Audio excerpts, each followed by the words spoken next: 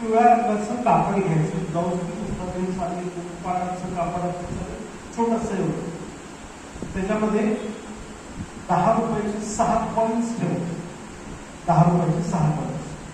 आणि हे कॉइन्स जे आहेत ते आपल्याला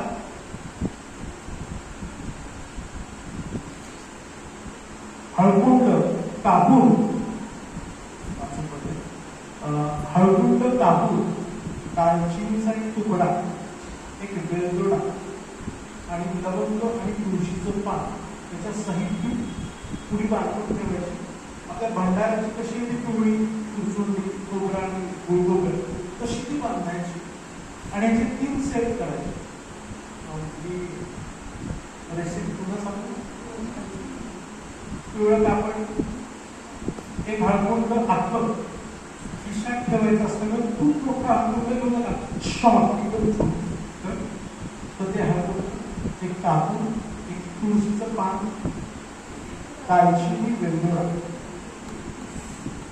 दालचिनीचा तुकडा, वेलदोडा, हे सगळं आपल्याला 10 रुपयाच्या 6 कॉइन्स सुई तुकडा करून असे 3 सेट करायचे. एक मिस्टरांच्या खिशामध्ये पैसे घ्यावे म्हणून, बरोबर. दुसरी गोष्ट, सौंच्या पर्समध्ये त्यांच्याकडे पण यावे म्हणून, यांच्याकडे, आणि कमी खर्च व्हावा म्हणून सौंच्या पर्समध्ये, बरोबर. करून झाले. आणि या सगळ्यांचा साठा सेव्हिंग इन्व्हेस्टमेंट मध्ये व्हायला पाहिजे म्हणून तिजोरीमध्ये हे ठेवायचं आहे. पण साधारणतः तुम्हाला एक 2-3 महिन्याने ते कापड बदललं पाहिजे. आता मटेरियल पॉइंट्स व्यतिरिक्त चेंज केलं पाहिजे.